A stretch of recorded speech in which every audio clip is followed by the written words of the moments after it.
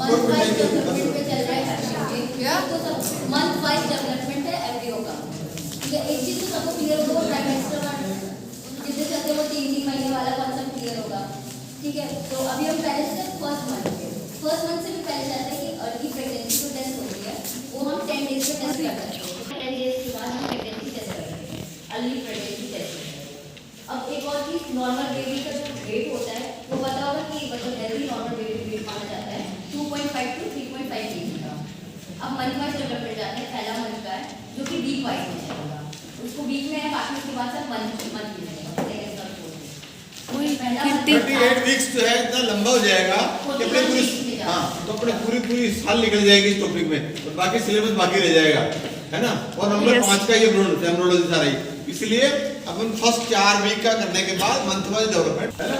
अपन पहले इसको शॉर्ट में इतना बड़ा है ही नहीं, बहुत ज्यादा लेंथी हो जाएगा तो अगर वीक वाइज जाएगी बहुत देर चलता जाएगा, तो इसलिए फर्स्ट मंथ में 4 वीक में जाते हैं, 4 वीक जाते हैं। और क्वेश्चन भी आएगा तो मंथ वाइज डेवलपमेंट ही आएगा, वीक वाइज डेवलपमेंट नहीं आएगा। जो फर्स्ट वीक है उस वाले वीक में पहले इम्प्लांटेशन होता है, इम्प्लांटेशन होगा जो हमारे यूट्रस की वॉल पे इम्प्लांट होगा, ब्लास्टोसिस आगे इम्प्लांट होगा। सेकंड वीक में क्या होता है, वो भी वही कैरी फॉरवर्ड रहता है, अटैच होने का प्रोसेस चलता है। और फिर थर्ड वीक में जाते हैं तो सीएनएस होता है, सेंट्रल नर्वस सिस्टम, वो जो हमारा ब्लास्टोसिस्ट है, अब वो फॉर्मेशन धीरे धीरे अब एम्ब्रियो का फॉर्म लेगा और वो बेबी बनने का मतलब उसमें आएगा। तो अब सीएनएस थर्ड वीक में इंपॉर्टेंट पॉइंट है, और बुक में भी दिया है तीसरे महीने फर्स्ट मंथ के थर्ड वीक में सीएनएस अपीयर होना स्टार्ट हो जाता है। और फोर्थ वीक में क्या होता है, ब्रेन, स्पाइनल कॉर्ड, ये इसका न्यूरल ट्यूब ये डेवलप होना स्टार्ट हो जाता है फोर्थ वीक में आते आते। तभी तो हमको फर्स्ट अल्ट्रासाउंड सुनाई देता है फोर्थ वीक में आते। हमको अभी पहले महीने को 4 हफ्तों में डिवाइड किया है, first week, second week, third week और फोर्थ वीक। फर्स्ट वीक जो था उसमें हमें पता है इम्प्लांट हुआ है, वो सेकेंड वीक में कैरी फॉरवर्ड चलता है, मतलब वो उसी तरह सेकेंड वीक तक वो इम्प्लांटेशन का प्रोसेस चल रहा होगा। थर्ड वीक में आते हैं जब हम, तो थर्ड वीक में हमारा आके सीएनएस अपीयर होना स्टार्ट हो जाता है। और जो फोर्थ वाला वीक होता है उसमें ब्रेन, स्पाइनल कॉर्ड, ये न्यूरल ट्यूब, ये सब का फॉर्मेशन डेवलप होता है, हार्ट वगैरह जो फर्स्ट अल्ट्रासाउंड सुनाई देता है ना जाके, जो सोनोग्राफी में हमें फर्स्ट अल्ट्रासाउंड सुनाई देता है वो फर्स्ट मंथ के लास्ट 4 वीक में सुनाई देता है। ये पॉइंट क्लियर हुआ सबको फर्स्ट मंथ का। अब हम आते हैं सेकेंड मंथ पे आते हैं। सेकेंड मंथ है, सेकेंड मंथ में अब बेबी का जो आई होती है वो अलग अलग होना स्टार्ट हो जाती है, बट जो आईलेड होते हैं वो अभी भी फ्यूज होते हैं, सेपरेट नहीं होते। और ऑसिफिकेशन टर्म क्लियर है सबको, ऑसिफिकेशन बोन के लिए प्रोसेस होता है ऑसिफिकेशन का, तो वो भी स्टार्ट हो जाता है सेकेंड मंथ से आगे। और डिजिट का फॉर्मेशन, मेजर वेसल्स और ये फॉर्म होना स्टार्ट हो जाते हैं, मतलब डिजिट वगैरह जो हमारा एम्ब्रियो रहता है वो अगर पिक्चर आप देखोगे इसमें बुक में दिया है तो उसमें बहुत स्मॉल छोटा सा जो है उसका साइज, मतलब देखो मैंने वेट किया वो नहीं बताया सबको, उसमें वेट वगैरह नहीं बताई कि ऑलरेडी लिखा हुआ है, और मैं बताऊँगी तो कंफ्यूज ही होना है, वो रखना है मतलब सबको याद ही करना है क्या वेट है क्या हार्डनेस करना है। तो बस ये है कि उसका आइज, इंपॉर्टेंट पॉइंट ये है आइज आबाद हो जाती है, सेकेंड चीज़ है आईलेट यूजी रहती है, ऑसिफिकेशन शुरू हो जाता है, और डिजिट या मेजर ब्लड वेसल्स जो होते हैं वो फॉर्म होने लग जाते हैं। अब थर्ड मंथ में आते हैं, हमारे थर्ड मंथ में स्टार्ट होगा, आगे थोड़ी देर डेवलप हो गई है, बट जो आईलेट है वो अभी भी फ्यूज ही है, एक्सटेंडर प्रॉपर डेवलप हो चुकी होती है, इवन नेल्स आने लग जाते हैं। मतलब अगर सेकेंड मंथ में जाएंगे तो लिम्स इतने अच्छे से डेवलप नहीं होते, वो बट लाइक स्ट्रक्चर जो होता है ना प्रेजेंट होता है, वो उस तरह से but like structure he present होता है सेकेंड मंथ। और थर्ड मंथ में आते हैं वो प्रॉपर डेवलप हो चुका होता है। और बट एक और टर्म है यहाँ पे, जो थर्ड मंथ में हमारा फीचर जो होता है वो मूवमेंट कर सकता है, स्टार्ट हो जाता है मूवमेंट, बट मूवमेंट का ये हम फील नहीं कर सकते हैं, वो मूवमेंट जरूर करेगा, स्टार्ट हो चुका होगा बट फील हम नहीं कर सकते, वो फील जो होता है वो फिफ्थ मंथ में आते होता है। अब फोर्थ मंथ में आते हैं, ये फर्स्ट ट्राइमेस्टर कंप्लीट हो गया। अभी इसमें समझ में आते हैं क्या कोई चीज़ दोबारा यूज करेंगे? Yes ma'am. अभी फोर्थ मंथ में आते हैं, फोर्थ या सेकेंड ट्राइमेस्टर स्टार्ट हो गया है।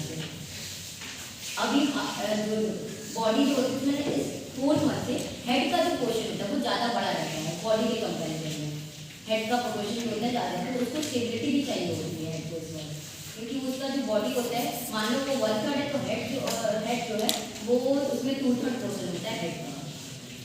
हेयर्स अपीयर होने लग जाते हैं, जॉइंट्स फॉर्म हो जाती है और रैपिड बॉडी का डेवलपमेंट स्टार्ट हो जाता है,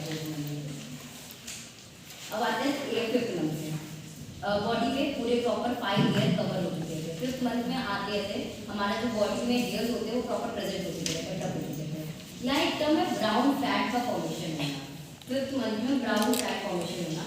ब्राउन फैट क्या होता है ना, तो एक हीटर का काम करता है। जैसे जो भी छोटा बच्चा जब मतलब जैसे न्यूबॉर्न होते हैं उनके पास वो शिवरिंग वाला सिस्टम नहीं होता है। जैसे हमें ठंड लगती है तो हम कांपते हैं या बहुत प्रोफेशनल स्वेट होता है हमारे उसको में, बट वो सिस्टम जो होता है वो उनके में नहीं होता। उनके में ब्राउन फैट प्रेजेंट होता है, वो जो कि हमारे उनके बैक साइड में पाया जाता है ब्राउन फैट, और वो हीटर का काम करता है, वो जनरेट करता ही नहीं। तो 5th मंथ में क्या होता है, ब्राउन फैट जो होता है 5th मंथ में स्टार्ट हो जाता है फॉर्म होना।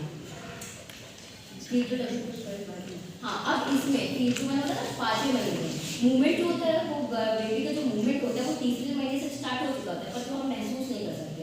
बट जैसे 5th मंथ में आते हैं तो वो जो मूवमेंट होता है वो फेल्ट भी हो सकता है, वो क्योंकि अब बॉडी प्रॉपर डेवलप हो चुकी है और बड़ा भी हो चुका है बेबी, तो अब वो मूवमेंट भी हमें समझ आने लग जाता है 5th मंथ में। अब 6th मंथ में आते हैं, ये 6th मंथ में आगे जो आइलेट होते हैं वो प्रॉपर सेपरेट हो चुके होते हैं। फर्स्ट में तो नहीं रहता, 2nd, 3rd और 4th तक हमने पढ़ा तो आइलेट क्या थे, अभी सेपरेट नहीं हुए, वो फ्यूज थे। जैसे हम 6th मंथ में आते हैं वो प्रॉपर सेपरेट हो चुके होते हैं आइलेट, इवन आईलैशेस जो होती है वो फॉर्म हो चुकी हैं। और what अब क्या होता है ना, 6 मंथ से मतलब होता है ना कि 6 मंथ आ गए तो अच्छे से खाना पीना खिलाओ या ज़्यादा टेक केयर करो। क्यों? क्योंकि अब फैट गेनिंग प्रोसेस स्टार्ट होता है, बेबी का फैट गेनिंग। तो जितना अच्छा खान पान रहेगा उतना अच्छा बेबी पे वो चीज़ इफेक्ट देगा। तो जो होता है क्योंकि अब वेट गेन होगा, इसलिए 6 मंथ से वेट गेन स्टार्ट हो जाता है और स्किन रिंकल्स आने लग जाते हैं। स्किन का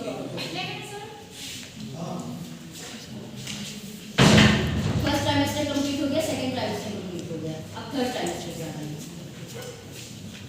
2nd ट्राइमेस्टर में किसी को कोई चीज़ ना समझना आ गया, ओके गया, कंटिन्यू।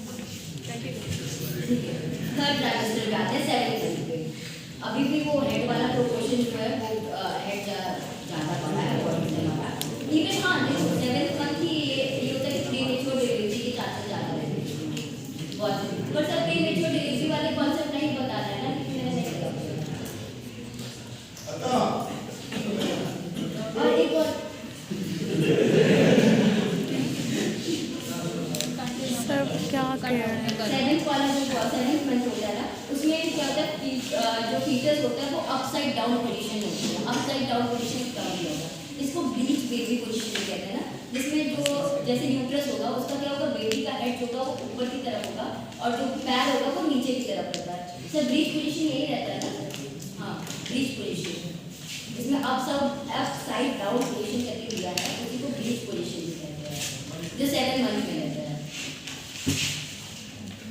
और सबसे इम्पोर्टेंट पॉइंट 7th मंथ का ये रहता है कि जो टेस्टिस होता है वो डिसेंट होता है स्कॉटम में काफी टेस्टिस होता है 7 मंथ में। ठीक है, अब 8 मंथ में आते हैं। देखो 8 और 9 मंथ में कुछ ज़्यादा ये रहता है कि 8 और 9 मंथ में आके हमारे फैट जो होते हैं वो डिपॉजिट ज़्यादा होने लग जाता है बेबी में, सब फैट वगैरह डिपॉजिशन स्टार्ट हो जाता है। और ये 8 मंथ में भी बहुत लोग ऐसा होता है ना, बाय चांस 8 मंथ के एंड में आने में भी डिलीवरी हो जाती है, उनकी डेट आ चुकी होती है 8 मंथ के एंड में या 9 मंथ। तो इसमें क्या होता है, प्रॉपर नेल एक्सटेंड हो जाएंगे, फिगर तो कंप्लीट आ ही चुका था, फिर फैट गेन होने लगेगा। यही होता है 8 और 9 मंथ में आगे प्रॉपर कंप्लीट हो।